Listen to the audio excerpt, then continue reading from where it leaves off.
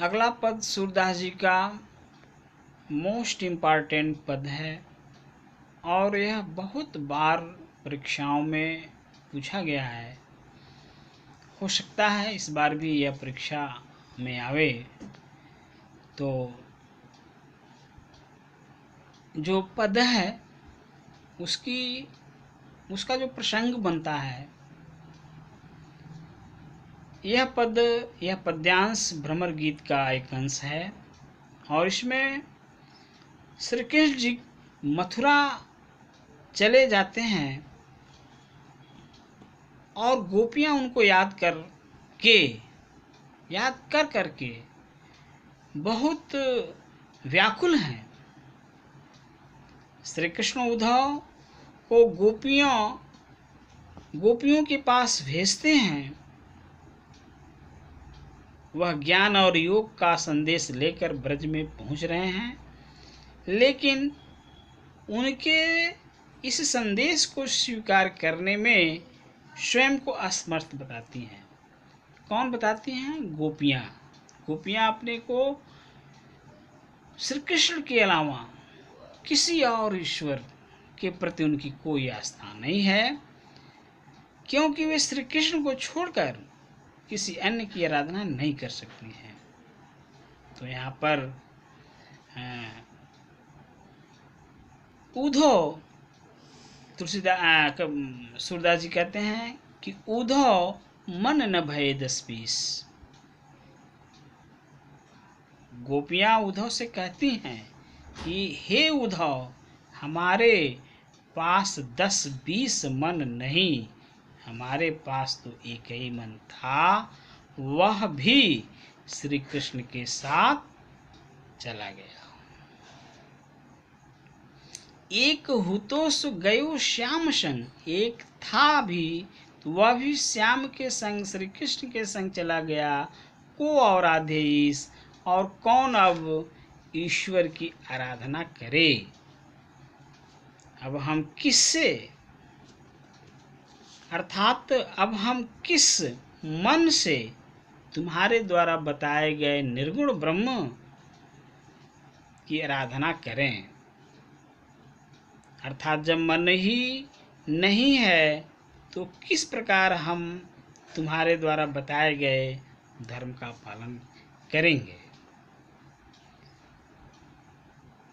इंद्रिय शिथिल भई केशव बिन, ज्यों देहि बिन शीश। इंद्रिय शिथिल श्री कृष्ण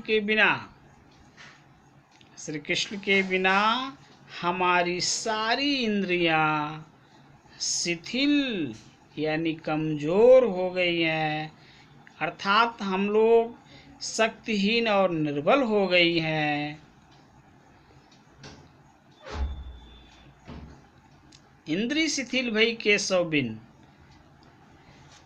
हमारी स्थिति वैसी है ज्यों देहि बिन शीश। इस समय हम लोगों की स्थिति ठीक वैसी हो गई है जैसे बिना सिर के प्राणी की हो जाती है। यानी कि श्री कृष्ण के बिना हम लोग निष्प्राण हो गई हैं। हमें हमेशा उनके आने की आशा बनी रहती है। आशा लगी रहत तन श्वासा, हमें हमेशा उनके आने की आशा बनी रहती है।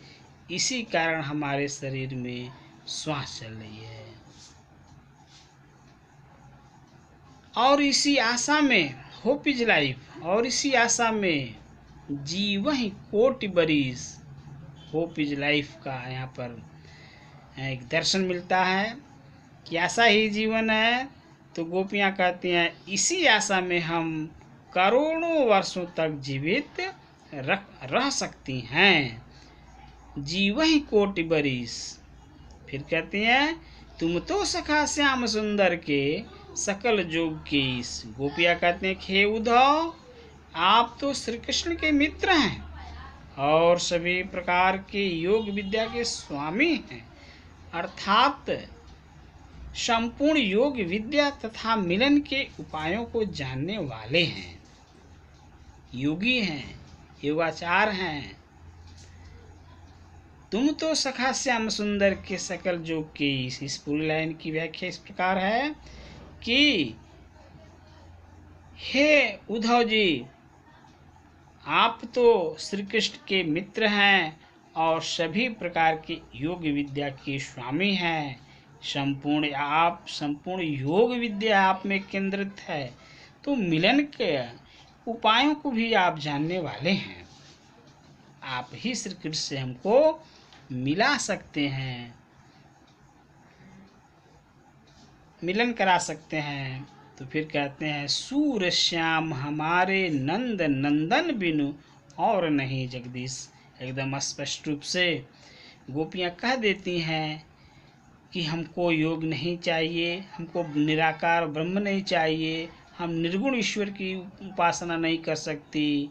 तो कहते हैं कि सूर हमारे नंद नंदन बिनु, सूर हमारे नंद नंदन बिनु और नहीं जगदीश।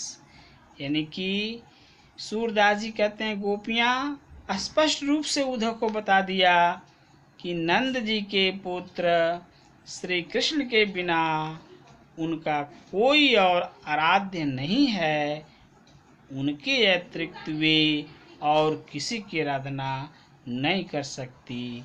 हमारे लिए भगवान श्री कृष्ण ही देव हैं, ईश्वर हैं, सब कुछ है। इस पद में काव्य सौंदर्य इस प्रकार है।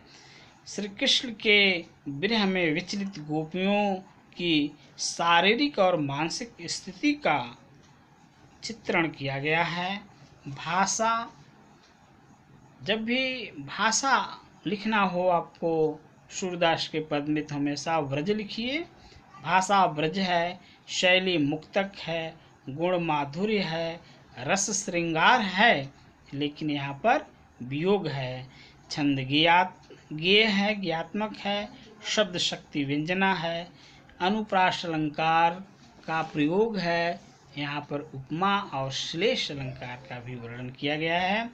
जैसे 10-20 श्याम संग नंद नंदन क्रमशः स 9 वर्ण की पुनरावृत्ति हुई है, तो यहाँ अनुप्रास है। ज्यों देही बिनु शीस, तो बिना सिर के प्राणी के रूप में मानवीय वेदना का वर्णन किया गया है, इसलिए यहाँ पर उपमा अलंकार है। और श्लेष ज्यों देही बिनु शीस, तो उसी में जैसे ज्यों शब्द जो है वाचक शब्द है श्लेष का, इसलिए यहाँ पर श्लेष अलंकार भी हुआ है, हो रहा है। और भाव साम्य, यानी जब हम किसी अन्य कविता से इसकी तुलना करते हैं तो उसको भाव साम्य कहते हैं। तो भाव साम्य, एक जगह तुलसीदास जी लिखते हैं कि एक भरोसे एक बल, एक आस विश्वास, एक राम घनश्याम हित, चातक तुलसीदास। अगर आप इस तरह से लिखते हैं तो आपके नंबर नहीं कटेंगे, पूरे के पूरे अंक आपको मिलेंगे।